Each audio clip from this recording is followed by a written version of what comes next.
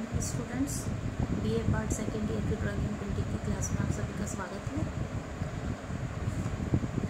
कल के वीडियो में हमने प्रागैतिहासिक काल, उसका उद्भव, उसकी परिभाषा और प्रागैतिहासिक काल के कुछ क्षेत्रों के बारे में पढ़ा था। उसके कालखंडों का जो हमने विभाजन किया उसके बारे में पढ़ा था।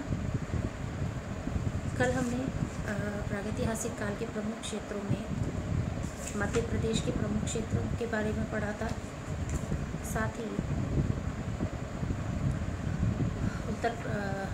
दक्षिणी भारत के कुछ प्रमुख क्षेत्र उनके बारे में पढ़ा था। बिहार के क्षेत्रों के बारे में हमने कल चर्चा की थी। साथ ही राजस्थान के भी कुछ प्रमुख क्षेत्रों के बारे में हमने पढ़ा था, जहाँ से प्रागैतिहासिक काल के हमें कुछ चित्रों के उदाहरण मिलते हैं। प्रागैतिहासिक काल के औजार वगैरह ये सब हमें वहाँ के स्थान जहाँ से हमें इनके अवशेष मिले उन सब के बारे में हमने कल चर्चा की थी। आज हम और कुछ प्रदेश हैं जिनके बारे में हम आज चर्चा करेंगे, जहाँ से प्रागैतिहासिक काल के कुछ अवशेष और प्राप्त हुए थे।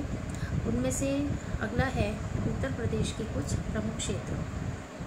उत्तर प्रदेश का जो प्रमुख क्षेत्र है, जहाँ से हमें प्रागैतिहासिक काल के चित्रों की जो प्रमुख रूप से अवशेष मिले, उसमें से प्रथम आता है मिर्ज़ापुर। यह इलाहाबाद मुगल सराय रेल मार्ग पर मिर्ज़ापुर जिले से करीब 30 किलोमीटर की दूरी पर विंध्याचल पर्वत की कैमूर श्रृंखलाओं में सोन नदी की घाटी में लगभग 100 से अधिक गुफाएं प्राप्त हुई थी, जहां से हमें चित्रित कुछ शिलाश्रय प्राप्त हुए वहाँ और प्रागैतिहासिक काल के कुछ चित्रावशेष प्राप्त हुए।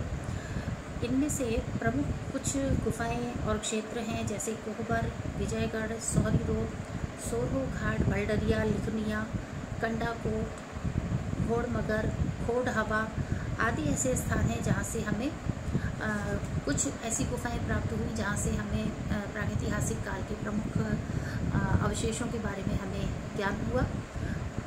और यहाँ पर इन गुफाओं जो यहाँ से गुफाएं प्राप्त हुई हैं वह उनमें छतों पे भी चित्रकारी मिली और दीवारों पर भी चित्रकारी मिली, और इनका समय लगभग 5000 ईसा पूर्व का माना गया है। यहीं पर विजयगढ़ गुफा में 3 आदमियों को लाल, पीले और सफ़ेद रंगों से चित्रित बनाया गया है। मिर्ज़ापुर क्षेत्र की गुफाओं में गैंडा, हिरण, सूअर, बारहसिंगा का चित्रण अत्यधिक स्वाभाविकता और यथार्थता से किया गया है।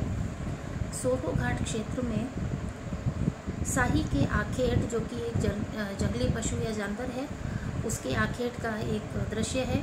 हाथ के छापे भी यहाँ से हमें प्राप्त हुए। कुछ मानवाकृतियाँ और कुछ पशुओं के चित्र भी यहाँ पर अंकित मिले हैं। इस क्षेत्र का जो सबसे सुप्रसिद्ध चित्र है वो एक सूअर के आखेट का है, जिसका चित्रण अत्यंत ही मार्मिकता और यथार्थता के साथ किया गया है। इस चित्र में सूअर का आधा खुला हुआ मुंह उसकी असहनीय पीड़ा को दर्शाता है और यह गेरू रंग से अंकित है। अगला यहीं पर उत्तर प्रदेश में ही लिखनिया ये है दरी, एक छोटी पहाड़ी पर गरई नदी के किनारे स्थित है। यहाँ पशु आखेट, हाथी का शिकार और नृत्य वादन से संबंधित प्रागैतिहासिक काल के चित्र उदाहरण हमें प्राप्त हुए हैं।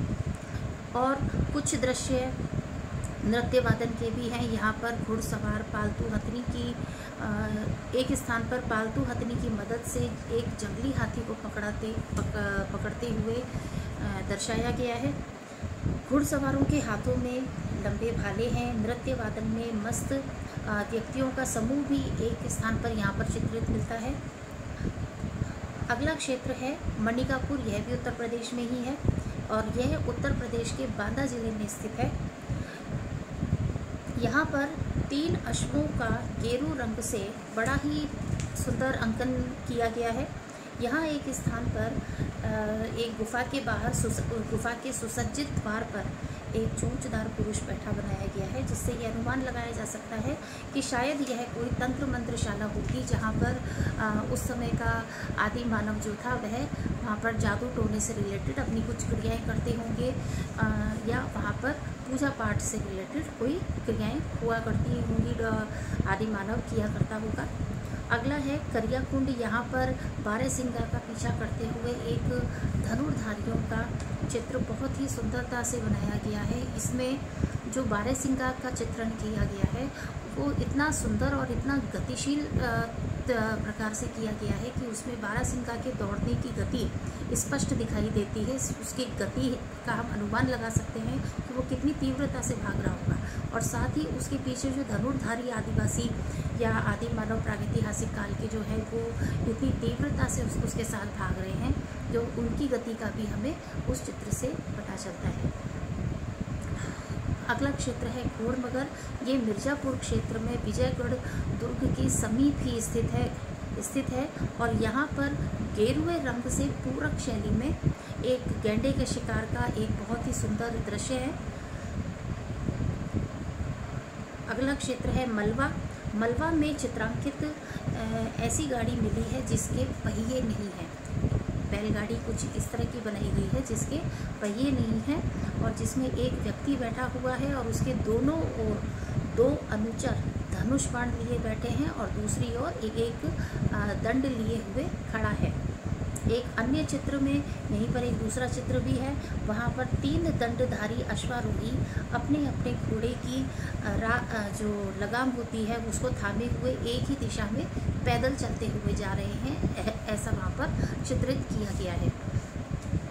अब हम देखेंगे प्रागैतिहासिक कालों के जो चित्रण का उद्देश्य रहा था कि आदि मानव ने प्रागैतिहासिक काल का जो मानव था उसने ये चित्र क्यों बनाए, उसको क्या आवश्यकता थी, या उसने इन चित्रों को बनाने की प्रेरणा कहाँ से प्राप्त हुई, इसके बारे में अब हम देखेंगे।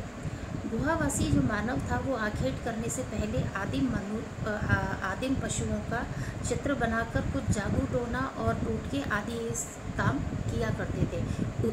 ऐसा क्यों? क्योंकि इसके पीछे उसकी ये भावना थी कि जब भी हम आखेट पे जाएंगे उससे पहले यदि हम उसी जानवर का या पशु का चित्र बनाकर यदि हम जाएं तो उसके पीछे उसकी ये भावना थी कि उसका शिकार हम बड़ी ही आसानी से और सरलता से कर सकेंगे। और उसका ये विश्वास था कि जिस पशु को वह चित्र के रूप में अंकित करता है और वो आसानी से उसके वश में आ जाएगा। दरियों में कई स्थानों पर ऐसे चित्र मिले हैं जिनमें तीरों, बर्छों या भालों से बिधे हुए पशु अंकित किए गए हैं। शायद अनेक आखेटक समूहों को चित्रित करके आहत पशु के चित्र के सारे पशु के अनेक अंगों पर आक्रमण या प्रहार करने की आदि मानव शिक्षा भी लेता था। अर्थात उस समय आदि मानव जब शिकार पर जाता था तो उससे पहले वह जिस पशु का शिकार करना चाहता था उसका चित्र बनाता था और सभी आदि मानव जो भी उस समूह में हुआ करते थे वो उसकी शिक्षा लेते थे और एक तरह से उसकी ट्रैपिंग करते थे, पूरी से पहले से प्री प्लानिंग करते थे कि किस तरह से हमें और उसका शिकार करना है, कौन कहाँ से उस पर प्रहार करेगा, कौन किस तरह से उसको वश में करने की कोशिश करेगा। इस तरह की वो पहले से पूरी तैयारी करके जाते थे, उसकी शिक्षा लेते थे और फिर वो उस पर अपना शिकार करने के लिए निकलते थे। ऐसा करने से उनका ये विश्वास था कि वो उस पशु को आसानी से पकड़ लेंगे और आसानी से शिकार करने में सक्सेस भी रहेंगे। उस समय पशु को मारकर खाना और उसके बाद उसका उल्लास करना, हर्षोल्लास करना, ऐसा नृत्य और फिर नृत्य गायन करना आदि मनुष्य की दिनचर्या होती थी। यह उसका रोज का काम था। गुहावासी मानव अपने जीवन में सफलता पाने और भय को दूर रखने के लिए और अदृश्य शक्तियों की पूजा के लिए ज्यामितीय आकारों को सांकेतिक रूप में भी प्रयोग करता था, जैसे स्वास्तिक है, त्रिभुज है, वृत्त, आयत और षटकोण है। कई जगह पर, कई स्थानों पर गुफाओं में अंक भी बने हुए मिले हैं, रेखाएं भी हैं। ऐसा इसलिए प्रयोग होता था कि वहाँ पर उसका अंधविश्वास होता था और पूजा या जादू टोने टोटके की भावना इन प्रतीक चिन्हों में निहित होती थी। अब यदि हम बात करें कि आदिम चित्रकारों के चित्रों की विषय वस्तु क्या थी, तो आदिम मनुष्य के चित्रों की प्रमुख विषय वस्तु यदि हम देखें, प्रागैतिहासिक काल के जितने भी चित्र हैं वो लगभग आखेट या शिकार पर ही बेस्ड हैं। यानी प्रागैतिहासिक काल का जो मानव था उनके चित्रों की प्रमुख विषय वस्तु जो थी वो आखेट या शिकार ही रही है। उसने बारहसिंगा, महेश, हाथी, घोड़ा, सूअर, गैंडा, भालू, हिरण, बैल, गाय, चीता, भैंसे, जिराफ जैसे आदि कई पशुओं को शिकार करते हुए चित्रित किया है या उनको स्वतंत्र रूप से भी कई स्थानों पर चित्रित किया है। इन पशुओं का उसने पीछा करके उनमें दैत्य जैसी शक्ति का अनुभव किया था और इन पशुओं की गति और शक्ति पर उसने अपनी विजय प्राप्त की थी, जिसको कि उन्होंने अपने चित्रों के माध्यम से अभिव्यक्त किया। पशुओं के मांस से उसकी उदर क्षुधा भी मिटती थी। उस समय आदि मानव को कृषि वगैरह नहीं आती थी, इतनी जानकारी नहीं थी, इसलिए वह पशुओं को मारकर ही खाता था और यही उनका भोजन हुआ करता था और इसी पे वो अपनी जीविकापार्जन करते थे। और उनकी खाल ही वह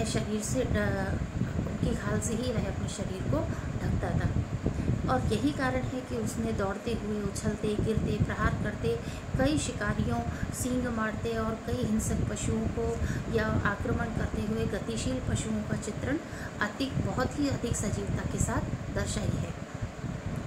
ये पहले स्तर में विषय वस्तु आती है और दूसरे स्तर की जो विषय वस्तु है जो कि लगभग नव प्रस्तर युग के समय से प्रारंभ होती है। इसमें भयानक जीव जंतु मनुष्य के, आदि मानव के मित्र के रूप में, अंतरंग मित्र के रूप में प्रदर्शित किए गए हैं। जैसे उदाहरण के लिए हम देखें, घुड़सवार भी हैं, पशुओं को चराते हुए भी चित्रण है, उनका दूध दुहते हुए मानवों का भी चित्रण है, कृषि कार्य करते हुए और शहद एकत्र करते हुए आप मनुष्यों का भी चित्रण कई स्थानों पर किया गया है। स्त्री, पुरुष, बच्चे, कई मानव आकृतियों को तीर, कमान, भाला, लाठी, त्रिशूल, कुल्हाड़ी, गंडासे आदि शस्त्रों के साथ भी कई स्थानों पर दिखाया गया है।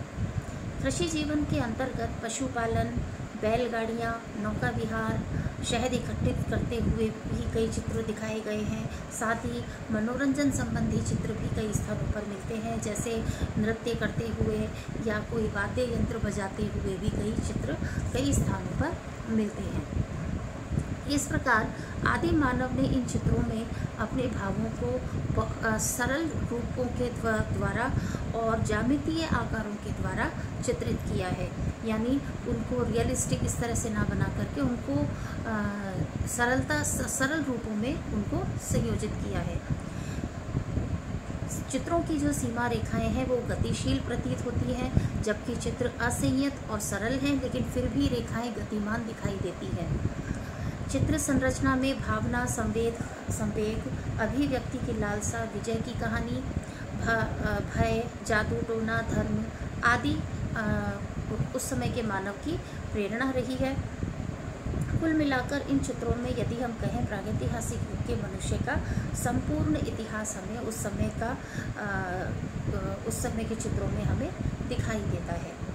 रेखाएं, यदि हम ये कहें कि प्रागैतिहासिक काल की जो कला है वह रेखाओं की कला है, तो ये बिल्कुल गलत नहीं है, कोई अतिशयोक्ति नहीं होगी इस पर, क्योंकि प्रागैतिहासिक कला के जितने भी हम चित्र उदाहरण देखें उनमें सब में हर जगह हमें रेखाओं का इतना सुंदर, कई प्रकार की रेखाओं का हमें वहाँ दर्शन होता है।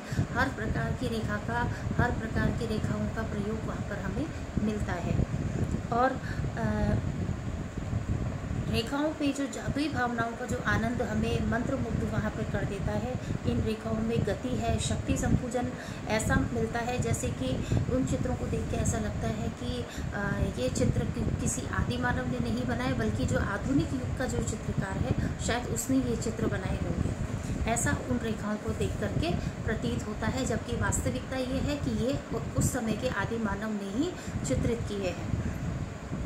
अब यदि हम ये देखें कि प्रागैतिहासिक काल के जो शिला चित्र हैं उनकी विशेषताएं और उनकी मूल प्रवृत्तियां क्या हैं, तो पहले जो प्रागैतिहासिक काल के चित्रों की जो पहली विशेषता है वो ये रही है कि ये चित्र गुफाओं की खुरदरी चट्टानों पर बनाए गए हैं, जो बाहर खुले स्थानों पर हैं उनमें भी बनाए गए हैं, और गुफाओं के अंदर, गुफाओं की छतों पर भी बनाई गई हैं, गुफाओं के फर्श पे भी है, दीवारों पर भी कई स्थानों पर बनाए गए हैं, और कई जो चित्र हैं वो प्रस्तर शिलाओं पर भी प्राप्त हुए हैं। दूसरी विशेषता है कि इन चित्रों में 3 प्रकार के रंगों को हम बांट सकते हैं, जिसमें प्राकृतिक रंग भी है, जैसे लाल रंग के लिए गेरू या हिरोंजी का प्रयोग है, पीले के लिए रामरच का प्रयोग है। अब काला रंग जो कि रासायनिक क्रिया से बनाया गया है, जैसे कोयला या काजल है, उसका प्रयोग किया गया।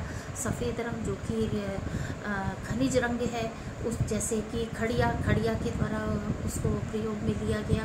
तो इन रंगों को और साथ ही इन रंगों को तैयार करने के लिए या इस्तेमाल करने के लिए पहले इन्हें पशुओं की चर्बी में मिलाया जाता था, उसके बाद इसको रंग किया जाता था। ऐसा इसलिए करते थे जिससे कि ये कलर फिक्स रहें और लंबे समय तक स्थायी बने रहें और ये जल्दी से आसानी से मिटे नहीं। उनको स्थायीकरण करने के लिए उनको पशुओं की चर्बी में मिलाया जाता था। तीसरी विशेषता ये रही कि चित्रों में कहीं कहीं पर आकृतियों की जो सीमा रेखाएं हैं, यानी उनकी जो आउटलाइंस हैं, उनको किसी नुकीले पत्थर से खोद करके सीमा रेखाएं बनाई गई और फिर उनमें रंग भरा गया। ऐसा इसलिए किया गया क्योंकि यदि डायरेक्ट ही रंगों से सीमा रेखा बना देते तो हो सकता था कि जो खुले स्थानों पर जो चित्र बने हुए हैं वो उनकी सीमा रेखाएं बारिश के पानी से या किसी भी प्रकार से मिट सकती थी। इसलिए आदि काल के जो मानव है, प्रागैतिहासिक काल का जो मानव था, उसने आउटलाइंस खोद करके किसी नुकीले पत्थर से इसलिए बनाई कि यदि रंग मिट भी जाता है तो जो उसके नुकीलेपन से जो वहाँ पे खुदाई होगी आउटलाइंस पे, कम से कम वो तो निश्चित रूप से लंबे समय तक बनी रहेगी। यानी उसको लंबे समय तक टिकाने के लिए उसको नुकीले पत्थर से खोद करके उसकी आउटलाइंस बनाई गई हैं। चौथी जो विशेषता है उसमें है, हम देखें, आकृतियों के निर्माण में सीधी, वक्र, आयताकार आदि कई प्रकार के ज्यामितीय रूपाकारों का हमें यहाँ पर प्रयोग मिलता है। यानी यहाँ पर ज्यामितीय आकारों की भरमार है जो प्रायः सांकेतिक जान पड़ते हैं, जिनका कि प्रतीकों के माध्यम से या प्रतीकात्मक रूप से इनका यहाँ पर प्रयोग किया गया है। जैसे इनमें स्वास्तिक आता है, त्रिभुज है, वृत्त है, पहले भी बताया है, चक्र है मैंने, और षटकोण वगैरह है। कुछ कई स्थानों पर अंक भी हमें लिखे दिखाई देते हैं। अगली विशेषता है, जैसे ज्यामितीय आकारों का प्रयोग प्रकृति की विभिन्न शक्तियों या जादू के विश्वासों को व्यक्त करने के लिए प्रयोग किया गया है। चित्रों में कहीं कहीं पर रेखाओं द्वारा या फिर पूर्ण रूप से या पूरक रूप से क्षेपांकन पद्धति में प्रयोग किया गया है। जैसे मैंने पहले भी बता चुकी हूँ कि क्षेपांकन पद्धति क्या है। क्षेपांकन पद्धति जानवर की खाल को उसको काट लिया करते थे या उसको ट्रेसिंग की तरह ट्रेस करते थे। जैसे आज के समय में हम कागज़ को ट्रेसिंग के लिए उपयोग में लेते हैं, उस समय कागज़ होता नहीं था, इसलिए वो लोग क्या करते थे, पशुओं की खाल को, जैसे कोई हिरण की खाल सॉफ्ट होती है तो उसको बीच में से छेद करके उसको ट्रेस करते थे, या उसको जिस भी आकृति में काटना होता था उसी आकृति में काट करके उसको बाहर से आउटलाइन करके छाप लिया करते थे, जिसे हम स्टेंसिल या क्षेपांकन पद्धति कहते हैं। तूलिका, यदि हम ये देखें कि तूलिका किस प्रकार से बनाई जाती थी, तो किसी भी रेशेदार लकड़ी जैसे बांस या नरकुल आदि के एक सिरे को कूट पीट कर एक कूंची की तरह बना लिया जाता था, जो कि ब्रश की तरह या तूलिका की तरह उसको काम में लेते थे। और पशुओं की जो पुट्ठे की हड्डी हुआ करती थी उसको रंग घोलने की प्लेट की तरह उसको काम में लिया करते थे, उस पर रंग घोलते थे। पशु की चर्बी उसमें मिलाई जाती थी जिससे कि उसका स्थायिक लंबे समय तक रहे। और जो तूलिका होती थी वो लकड़ी की डंडियों को कूट पीट कर उसको कूंची की तरह, ब्रश की तरह बना करके उससे फिर रंग भरा जाता था। और एक प्रमुख विशेषता ये रही है कि प्रागैतिहासिक काल के अंदर मानव ने जंगली जीवन का तो चित्रण अधिक से अधिक किया, लेकिन कहीं पर भी, और जंगली चित्रण के अंदर उसने पशुओं का चित्रण किया, खेत का चित्रण किया, शिकार का चित्रण किया। लेकिन यदि हम ये देखें कि वहाँ पर हमें प्रागैतिहासिक काल के चित्रों पे कहीं पर भी हमें प्रकृति से रिलेटेड चित्रण नहीं मिलता, प्राकृतिक चित्रण नहीं मिलता। जैसे कोई फूल पत्ती है या पेड़ है, वृक्ष है, नदी है, इस तरह का हमें प्राकृतिक कोई भी साधन या कोई भी चित्रण हमें कहीं पर भी देखने को नहीं मिलता। कुल मिलाकर सारा लगभग जंगली जीवन और जंगली पशु और जंगली पशुओं के साथ जो मानवों का जो व्यवहार था, जो उनके साथ उनका संबंध था, वही हमें देखने को मिलता है। इस प्रकार प्रागैतिहासिक शिला चित्रों में पर्याप्त सृजनशीलता है, मौलिक उद्भावना है, अंतरंग सौंदर्य बोध, रूप विन्यासगत वैविध्य भी दिखाई देता है, अभिव्यक्ति मिलती है, रचना कौशल और निजी वैशिष्ट्य भी उपलब्ध होते हैं। इस प्रकार इन चित्रों की सरलता, सुगमता और सूक्ष्म रेखांकन पद्धति आज के कलाकार के लिए महान प्रेरणा है। और यहीं से हमें भारतीय जो चित्रकला है उसका प्रथम अध्याय हमें देखने को मिलता है, और यहीं से हमें पता चलता है कि हमारी कला की शुरुआत किस प्रकार और कहाँ से होती है। हमें पता चलता है कि प्रागैतिहासिक काल का मानव ही जो भारतीय चित्रकला का जो उद्भव है वहाँ से हमें इसकी शुरुआत मिलती है, जहाँ से हमें रेखाओं के कई प्रकार से कई सुंदर प्रयोग मिलते हैं, कई प्रकार के प्रतीकों के माध्यम से उन्होंने अपनी कला को व्यक्त किया। और यहीं से हमें पता चलता है कि हम जो मानव था उसने किस प्रकार से संघर्ष करके किस प्रकार से वह आगे निकल कर के आया, और आज के जो कला है उनको आगे चल कर के प्रगति किस तरह से मिली। आज के लिए बस इतना ही। धन्यवाद।